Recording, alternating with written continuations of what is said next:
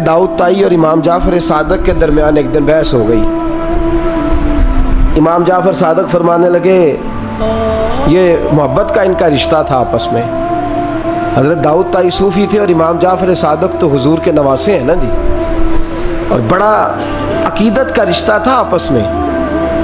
ایک دن امام جعفر صادق کہنے لگے داؤد طائی میرے لیے دعا کر، تو آپ رو پڑے، کہنے لگے حضور میں نواسہ رسول کے لیے دعا کروں؟ آپ تو حضور کے نواسے ہیں، میں آپ کے لیے دعا کروں؟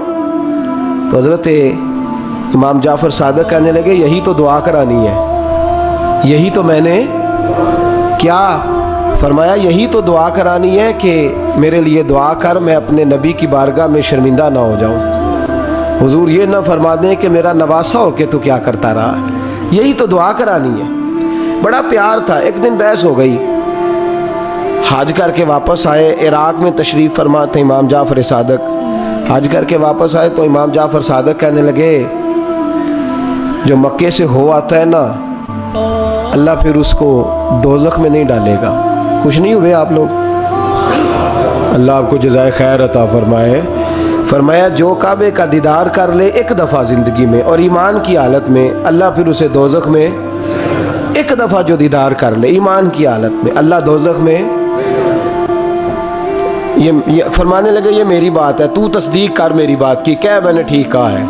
پیار تھا نا، تو کہنے لگے داؤد طائی تو کہہ میں نے ٹھیک کہا ہے۔ کہنے لگے جی آپ نے فتویٰ ہی پورا نہیں دیا تو میں کیسے تصدیق کر دوں؟ آپ نے پورا فتویٰ پوری بات کریں تو تصدیق کرا لیں۔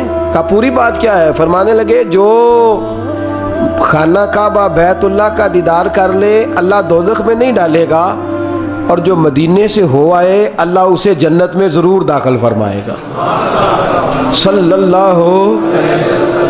تو آپ فرمانے لگے داؤد طائی میں نے تو مسئلہ بیان کیا اس لیے کہ جس نے ایمان کی حالت سے کعبہ دیکھ لیا تو اس کا اللہ پہ ایمان پختہ ہے، اور من قال لا الہ الا اللہ داخل الجنہ، اور تو نے یہ جو کہا ہے نا ضرور جنت میں داخل کرے گا مدینے دیکھنے والے کو، تو بھی دلیل پیش کر۔ مکہ کا ایمان کے ساتھ دیکھنے والا تو میں نے حدیث پیش کر دی، تو دلیل دے۔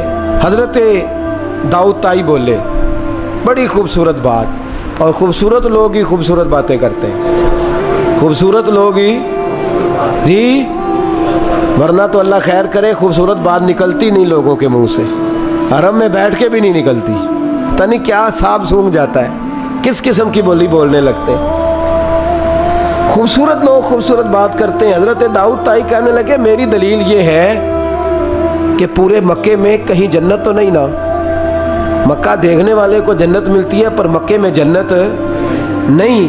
فرمانے لگے مدینے میں تو جنت ہے نا، روضۃ من ریاض الجنہ ماں بین بیتی و منبری روضۃ من ریاض الجنہ۔ فرمایا میرے منبر اور میرے گھر کے درمیان جتنی جگہ ہے وہ، اور آپ فرمانے لگے حضرت امام جعفر صادق سے کہنے لگے حضور دیکھیں نا اللہ فرماتا ہے جو جنت میں گیا ہم فیہا خالدون، پھر نکالا نہیں جائے گا۔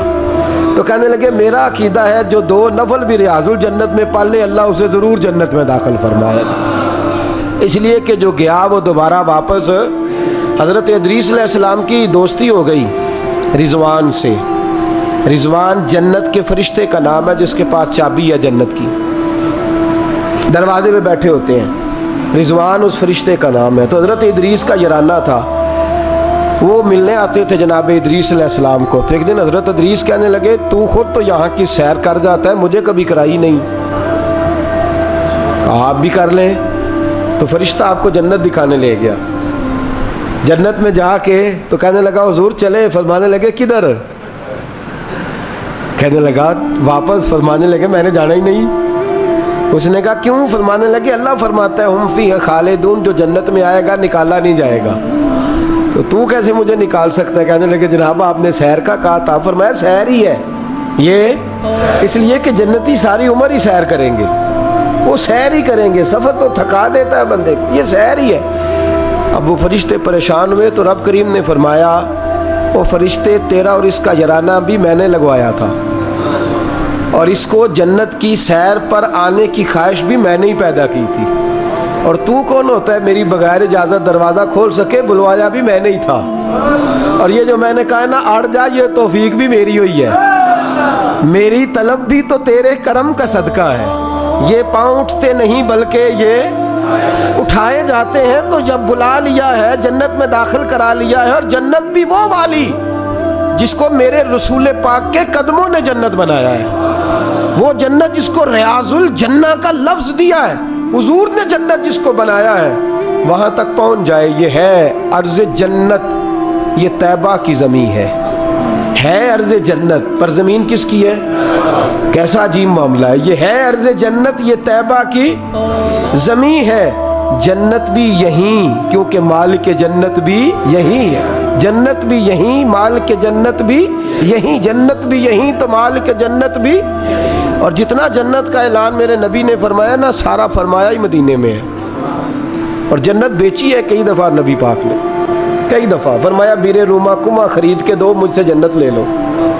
حضرت عثمان نے کہا حضور میں خرید دیتا ہوں۔ کہا جنگ تبوک کے لیے سامان دو، مجھ سے جنت لے لو۔ حضور نے تو کئی دفعہ سیل لگائی ہے جنت کی۔ یہ ہے ارض جنت، یہ طیبہ کی زمین ہے، جنت بھی یہیں، مال کے جنت بھی یہیں ہے۔ کعبۃ اللہ، حضرت عبداللہ ابن مسعود رضی اللہ تعالیٰ عنہ فرماتے ہیں جس کو ایک تکلیف آئے نا کعبے میں، کتنی جی؟ ایک کدی تے آئی جاندی ہے نا، میرے ورگے ہمیشہ دے تھکے بندے، ایک آدھ تکلیف تو بخار آ گیا، پیر میں درد ہونے لگ گیا، کوئی تکلیف تو آئی جاتی ہے۔ فرماتے ہیں ایک تکلیف اگر تجھے حرم مکہ میں آئی نا، ایک، تو اللہ تیرے 80,000 سال کے گناہ معاف فرما دے۔ کنے